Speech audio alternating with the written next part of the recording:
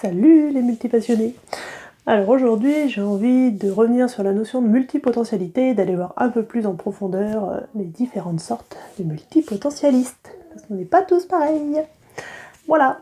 Donc si tu ne me connais pas, je suis Sarah du blog Multipassionné épanoui, un blog qui parle justement de multipotentialité pour apprendre à connaître ce que c'est, apprendre à nous connaître un peu mieux, et puis du coup à savoir comment se créer une vie sur mesure qui prend en compte cette multipotentialité, ce mode de fonctionnement particulier, et qui peut inclure du coup toutes nos passions, dans lesquelles on peut s'épanouir pleinement.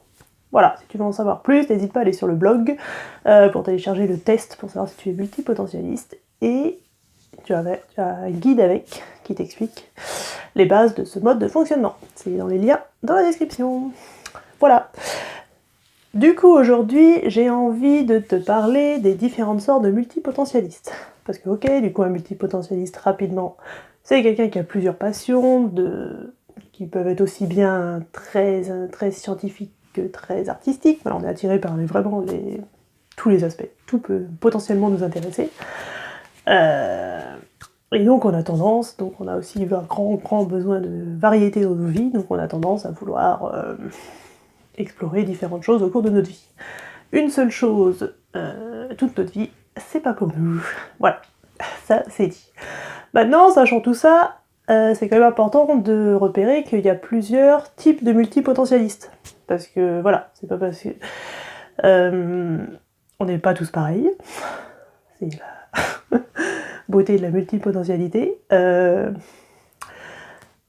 C'est-à-dire dans ce sens que certains multipotentialistes, donc en fait il y a deux extrêmes si on veut, certains multipotentialistes sont capables de rester concentrés sur le même sujet pendant des mois, voire pourquoi pas une année ou plus. Et donc en ce sens, quand on les regarde comme ça, on voit pas forcément on peut pas forcément qu'ils sont multipotentialistes, si on peut dire comme ça. Parce qu'en fait voilà, pendant des mois, des années, ils peuvent rester concentrés sur la même passion, le même sujet, le même objectif, le même domaine. Voilà. Ça, c'est, donc voilà, ça c'est un premier extrême si on veut. Mais au bout d'un moment, comme tous les multipotentialistes, ils arrivent au bout du truc et donc ils passent à autre chose. Donc c'est là, pour le coup, c'est à l'échelle de leur vie, surtout qu'on va voir qu'ils sont multipotentialistes. Puisque malgré tout, à peu près tout, c'est-à-dire que tous les 2-3 ans, ils vont changer quand même radicalement de domaine. Voilà. À l'inverse, l'autre opposé, il y a des multipotentialistes qui, eux, ont besoin de mener 10, 15, 20, je sais pas combien, mais beaucoup de projets en même temps. Donc ça peut se voir à l'échelle de la journée, de la semaine. Voilà, eux, pour être bien dans leur vie et épanouis, ils ont besoin d'avoir plusieurs projets complètement différents. Et ben, la même semaine. Du coup, eux, pour le coup, c'est beaucoup plus dur pour eux de se focaliser sur un seul truc.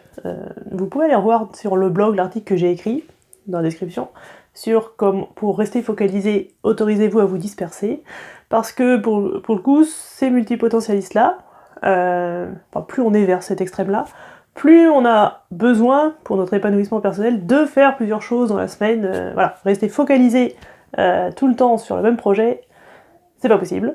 Ça, c'est ceux de l'autre extrême.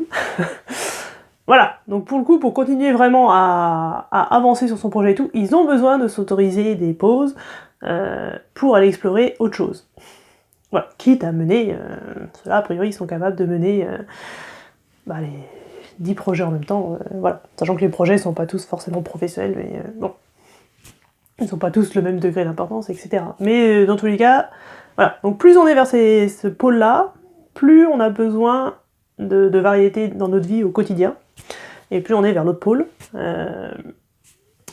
plus par contre on peut rester focalisé sur le même objectif, et du coup là ça sert à rien de se dire je suis multipotentialiste, il faut que je mette plus de variété. Non, si vous avez envie, si vous sentez que vous êtes focalisé et que c'est ok pour vous de faire que ça tout le temps pendant 3 mois, c'est ok, vous le sentez, donc nickel. À l'inverse, de l'autre côté, si on vous dit de rester focalisé mais que vous sentez que vous en pouvez plus, que vous allez péter un câble et que vous allez tout lâcher, non, autorisez-vous à vous disperser, à aller explorer vos autres passions, et vous en reviendrez que mieux dans votre projet important. Voilà. Et donc, bien évidemment, la plupart des multipotentialistes se situent entre les deux extrêmes, donc Voilà, à vous de sentir, sachant que ça évolue bien sûr au cours de la vie, parfois on peut être plus focalisé, parfois on a besoin de plus de variété. Voilà, c'est important de sentir à peu près où on se situe dans cette échelle de la multipotentialité. Voilà, sachant que moi j'ai pu observer que je suis bien avec à peu près 3-4 projets en même temps. Plus ça devient le gros bordel et j'en peux plus, j'arrive plus à gérer parce que j'en ai trop. Et oui, en étant multipotentialiste, on peut être surmené. D'ailleurs, c'est à ça que vous le sentez. Quand vous commencez à sentir le surmenage, c'est que vous avez trop de projets. C'est plus aligné avec ce qui est vraiment juste pour vous. Donc, enlevez-en quelques-uns, même si c'est pas facile. Et à l'inverse, si vous sentez que vous commencez à vous ennuyer, là, c'est que vous êtes peut-être trop sur la partie focalisation. C'est que vous devez manquer un peu de variété. Donc, essayez de rajouter 1 ou 2 projets ou 2 activités qui vous plaisent et qui vous remettront dans la joie, le plaisir, l'épanouissement. Voilà, donc c'est vraiment à sentir continuellement, est-ce que je suis en surmenage, donc un peu trop de projets, je reviens à ma place, un peu trop d'ennui, là vraiment ça va plus, je m'ennuie, en remettre un petit peu, et se dire ok, c'est ok, je suis multipotentialiste, je fonctionne comme ça, je fonctionnerai bien mieux comme ça si je m'autorise à me disperser un peu. Voilà, moi je vois que sur les blogs, quand j'en ai marre, je fais de la musique, c'est cool, je passe à l'instruction famille, voilà, et je jongle un peu avec tout ça.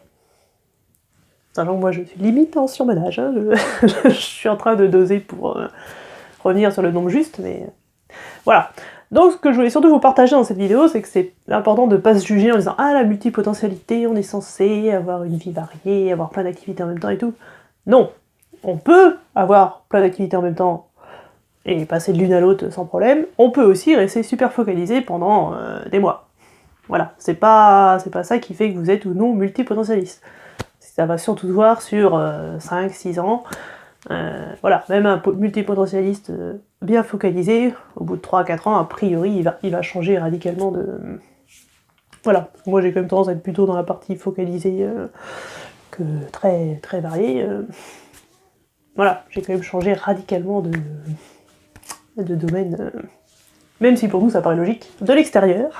Mettons-nous de l'extérieur. De l'extérieur, ça paraît un peu radical et on a l'impression que ça n'a rien à voir entre eux. Pour nous, ça paraît logique, le déroulé, mais voilà.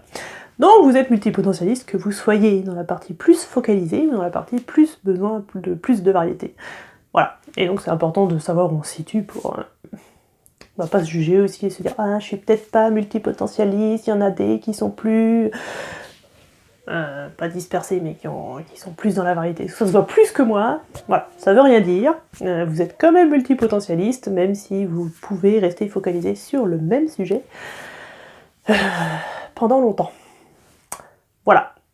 Donc, si vous avez envie de me dire, vous vous situez où à peu près dans cette échelle, plutôt près des focalisés, ou près des qui ont besoin de beaucoup de variété au quotidien, vous pouvez me le dire dans les commentaires. Et dites-moi si cette vidéo vous a aidé, et si ça soulève d'autres questions, peut-être sur la multipotentialité, auxquelles vous voudriez que je réponde. Voilà, et puis si cette vidéo vous a plu, n'hésitez pas à vous abonner à la chaîne YouTube, à activer la cloche pour recevoir les notifications de toutes les nouvelles vidéos. Et moi du coup, je vous dis à demain pour la prochaine, parce que je suis encore dans mon défi, une vidéo par jour, pendant 30 jours. Salut, à demain!